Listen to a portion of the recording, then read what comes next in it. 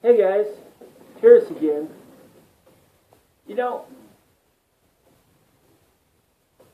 I've been talking a lot about, I've been texting a lot about frigging uh, civil nationalism, both with Kazumi Fowler and Robert Wallace, who, except for their occasional jab into conservatism in one way or another, a right-wing view, mostly are moderate leftists. Or maybe I just spent so much time in the atheist community that I'm used to everything but the most extreme leftism, which is covered by the various anti-feminist type pundits that get into the anti-SJW stuff. That's about where I am. I mean, because it's not like I don't have a criticism of true conservatism. I just tend to be an apologist for it because A, just sounds like a bunch of rowdy good fun. It does. Democrats and liberals, and especially democratic socialists, they're all sneaky and swervy and sunshine world. They promise you shit and then don't friggin' deliver, on the word. Like Al Gore, let's save the planet. Solar, global warming, which I accept. But then he's making freaking millions of dollars on kickback money and solar and stuff that in some cases doesn't work. It's not net productive. What the hell is that? Oh, if you want to know what net productive means, is that net productive? I think net positive. It means you get more energy out of the thing than you do in making the thing. Now, sometimes I'm okay with net neutral or maybe a slight net negative if it sets off the major pollution it causes. I would be okay with that to a degree, if we're not paying too steep price. But, you see some of those pictures of freaking things that, how can we friggin' expect not to friggin' put so much poison into the ground and not expect a negative result? Now, paradoxically, my view was that everything should be bio-oil and a recycle program around that, so everything is set up to be recycled in bio-oil. But I think the weak part of that, besides smell, if the smell would be a problem, like Con Agra, the turkey offal, which I guess smelled like dead burning cat, which I think is a filter issue, and they had it 5 blocks from the main city, from the main part of town, which is a big mistake, is that, I just lost my place. I don't know. The brain's not doing too good, Let's just start again, or where I was. I'll try. I'm sorry. Turkey offal, bio waste. Oh, my problem is air pollution. Now, I don't know. I'm not sure about the hard science of it, but even if you put these global warming gases into the air, like CO2, not hydrofluorocarbon, like in sprays and stuff, but carbon carbon dioxide. I don't know. I should have looked that up before I started talking about this, but whatever it is that puts it in the air, I think it would be an even trade-off for no pollution in the ground and no pollution in the water. I think that would make a great difference, you know, because it's certainly better than fracking, especially when you can use bio-waste, bio-oil, or the microwave equivalent of it, which is a variable wave microwave oven, or actually, well, it's an oven, but it's a large, you know, industrial oven. Now, I'm sure it can be way scaled up for major waste streams. Once you use that, you basically categorize all the waste and you recycle them. You'll get a great deal of pure carbon, and you'll get non-potable sterile water, and you'll get a lot of other things, the various oils, from gas, from heavy oil to light oils with gasoline in the middle and diesel in there. You'll have those separated, and you'll get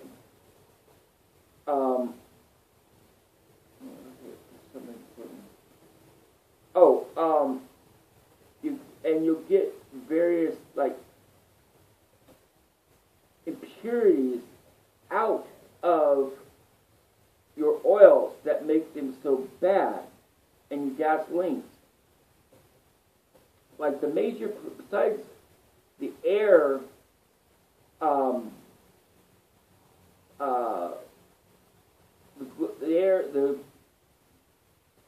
besides the air, or the things that add to air pollution, that add to global warming, your CO2s and all that, what you get from air pollution that you wouldn't have with biowaste would be things like sulfurs and heavy metals. All those impurities are also cleaned out of the gas. So you could literally have a clean firing coal and gas plant. And considering that you would supply plastics as well as biodegradables or organic materials to your manufacturing, everything would go in a loop. The only things that wouldn't be really able to do this are metals and minerals and short chain molecules of some type. But even then, you can use the process to clean them out. Like in certain electronics, there's things that, precious metals that get thrown away and disposed of, like in your cell phone, your iPhones, like cobalt. They use cobalt, they get cobalt from people working under militias in mines, like in the Congo and stuff. It's just another example of shady deals that America ultimately profits from third parties. So them in China. You know, it goes through the Congo, then it goes to a Chinese conglomerate, and then it goes into American products. Some of them developed overseas. With thermal depolymerization, you can create a localized infrastructure, and with certain scientific aspects, you don't need things like cobalt. I already looked up that there's a cheap kerosene lamp, not kerosene, but a photostatic lamp that it basically is like a lamp for third world countries, but all you have to do is put water in it. The photoelectric cell eventually wears out after like 6 months, but that's a hell of a good thing, friggin'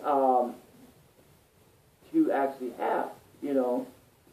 I think it would be useful, and Americans could learn to use these things. There's also an eco-friendly battery too. I read from various articles that seems like they can be trusted. They aren't, you know, pie in the sky, you know, universal energy or anything like that. At least hopefully. Sometimes like things like even popular science fudge the freaking story a bit and don't mention the pitfalls.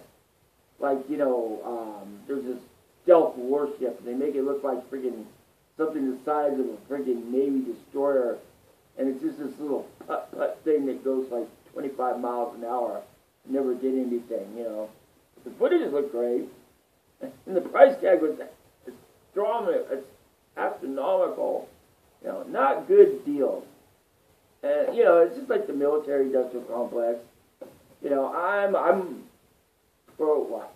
Yeah, I'm pro-war. You know, well, kind of, but I'm pro-war on terror, but yet against the military-industrial complex. You know, we could create an industry where it could serve a civilian use for domestic needs, and then turn around and friggin' use, with a couple quick swap outs, it could be used for war. Now, I don't know how you turn a tank into something that friggin', you know, is useful for domestic products, but there's helicopters, planes, you know, military vehicles. There's all kinds of things that could have a dual use, and they're not being used. And what the hell was I originally talking about? Oh, being a conservative. See, I don't know if the title really applies to me. I was going with a left libertarian. So far, someone said in like one of those bad sites, like Ramsey Paul or Black Pigeon Speaks, someone in that comment section, you know, outside of the mainly left-wing domestic, left-wing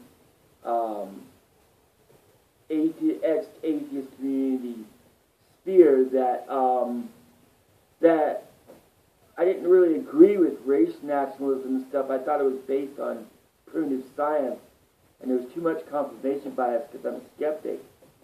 And even though I might feel that way sometimes, sure, I'm racist, sexist, bigoted, and yet I'm skeptical about it. You know, and I'm skeptical about anti-racism, anti-sexism, and anti-bigotry. You know, anti-Semitism. Well, they are the Jew didn't know. I never met a prejudice I didn't like, you know, but I'm a skeptic. So, you know, most of it leaks off, falls through. You know, it just doesn't make sense.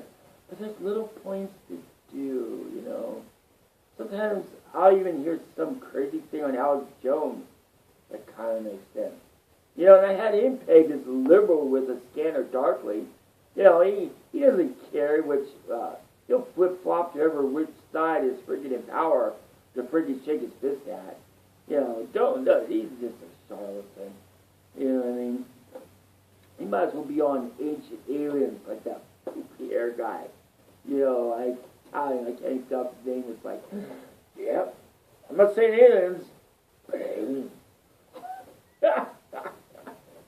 And I know, I made videos about freaking seeing aliens, and I saw them. But I doubt what I actually saw, you know. I mean, given the circumstances, you know, I told that story videos way back on my channel.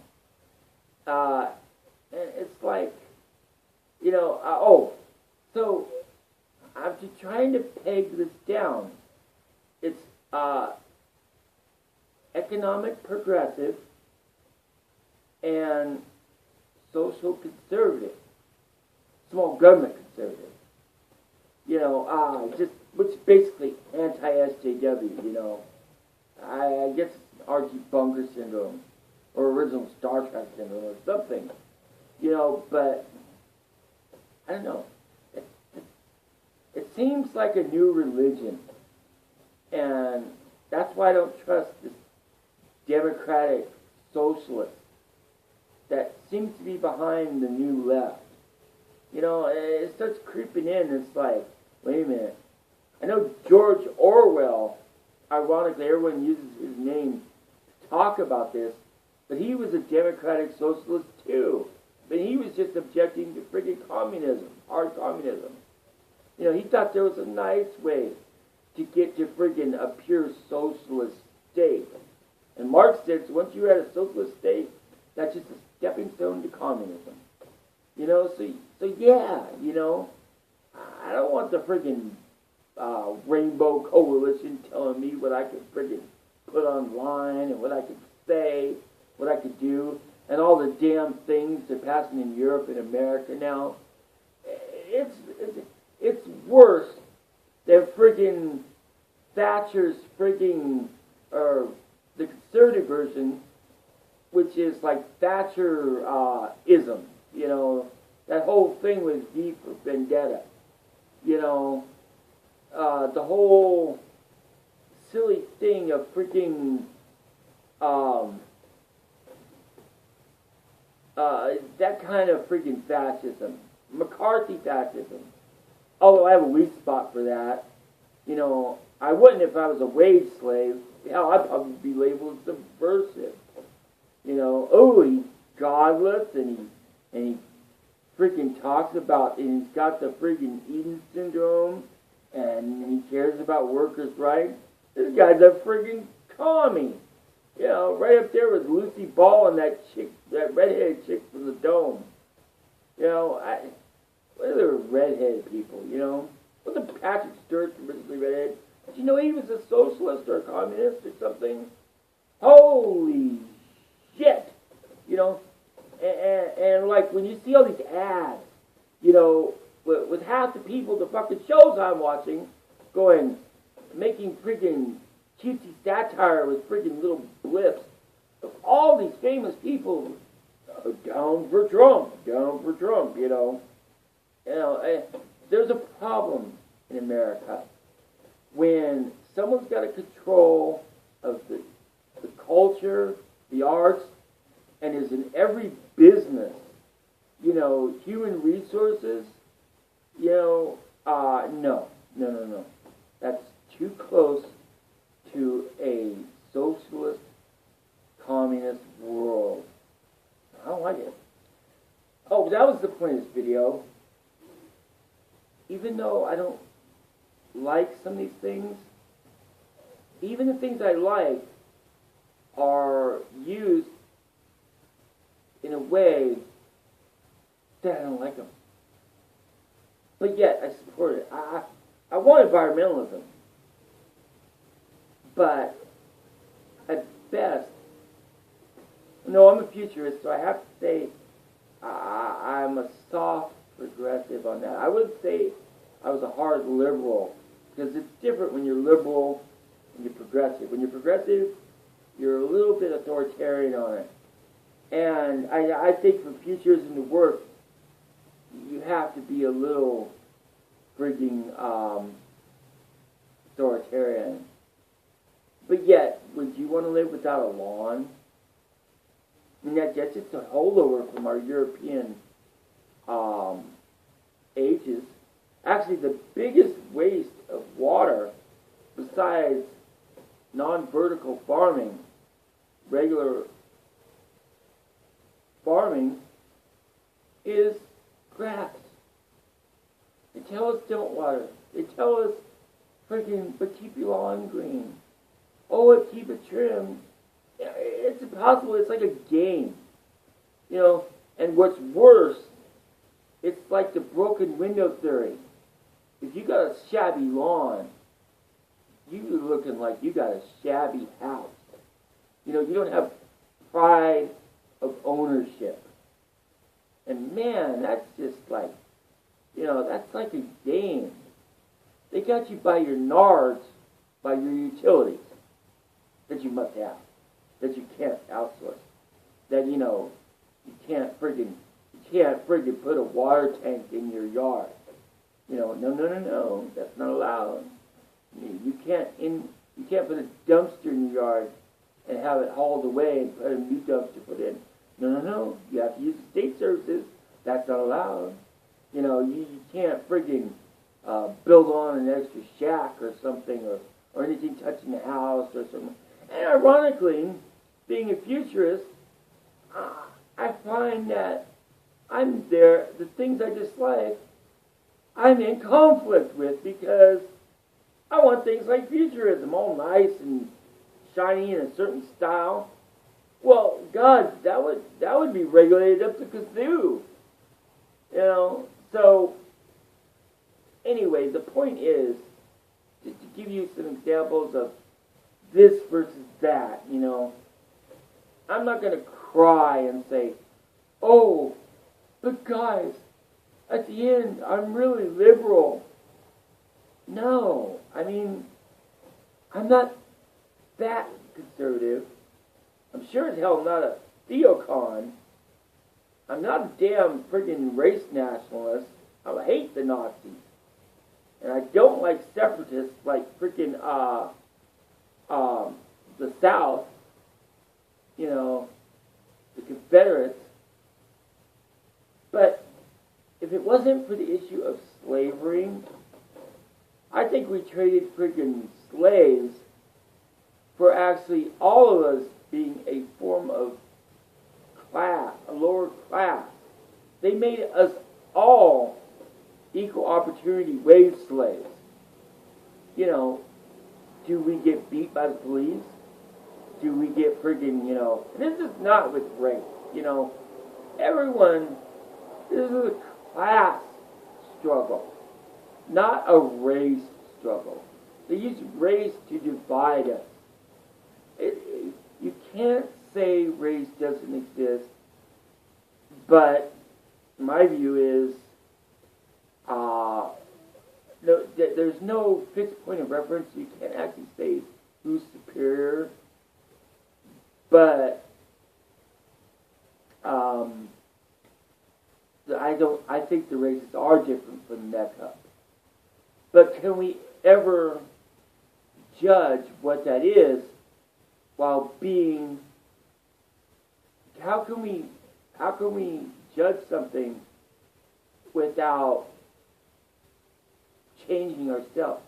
You know what it's like? It's almost like the Heisenberg uncertainty principle. Except it applies to friggin' esoteric things too. That's the Heisenberg uncertainty principle is just physics. But metaphorically, it fits a great many other things as an ideological concept. You can't measure something without changing it. And I forgot how the rest of that went, but that seems what it's like. Every time you try to quantify a problem or an issue, you form a consensus and you change that issue. Whether it's Black Lives Matter, whether it's freaking police shootings, whether it's freaking government overreach, whatever it is, our instant feedback society changes it. It does. My little stone in the pond sends out ripples But there's so many counter ripples that the noise gets taken out. And whatever YouTube does now, because originally I would make a video like this and get hundreds of views, or at least freaking 100 or so. Now I'm lucky to get like 18. They either YouTube is just getting old, or they've upped the game so much that they've outclassed everyone with a webcam, or in this case, a freaking tablet. There was a point where less was better. When everything was 10 minutes and everyone had shitty webcams, it evened the playing field. And then the YouTube algorithms got messed up and they introduced high definition and 15 minutes and then forever, and then friggin' long term, and then the red tube, they're trying to be the next friggin', they're trying to get the U out of YouTube, because, it's not working. Gradually they're phasing out the individual commenter. We're more like somebody who friggin' will end up being somebody that's just making a video comment about something else. About, oh, look, what did PewDiePie do now? But actually, PewDiePie's pretty cool. I'm not sub to him, but I don't know. But I'm not going to watch that freaking TV show where he's walking around going, oh, hey, is that a scary thing over there? I don't know. I'm just walking along, minding my business, and, something comes out, and he goes, hey, I'm PewDiePie, hey, it's copyright, No. I'm sure it keeps the friggin' middle scores and early high scores on the edge of the seat, Especially all those friggin' tween girls going, PewDiePie, that's all YouTube has become. Bullshit,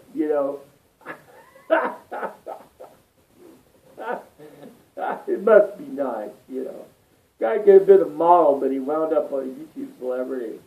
That was Piss Shaytards and Bill DeFranco and all the rest of the friggin' old time fucked up.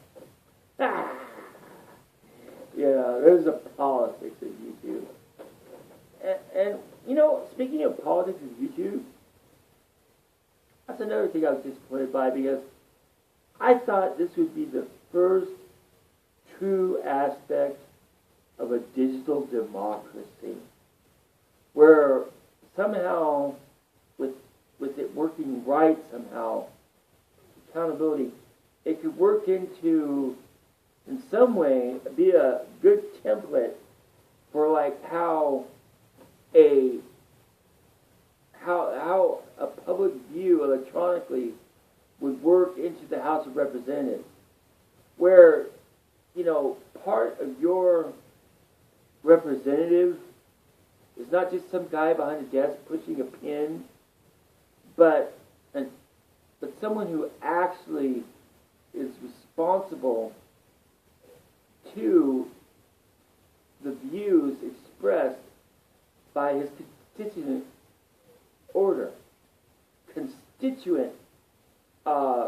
base, which nobody does anymore, they can easily dissuade us just by putting out some ads. Well, Trump's really, talking about, immigration reform and all that. But do you really want someone that hateful in the office that can't even control himself? Just any bullshit, I'm not going to vote for Trump. I'm sure the hell fucking not going to vote for Hillary. I didn't vote for McCain because he freaking had a stupid freaking Sarah Palin. I'm not that kind of conservative. If it was friggin'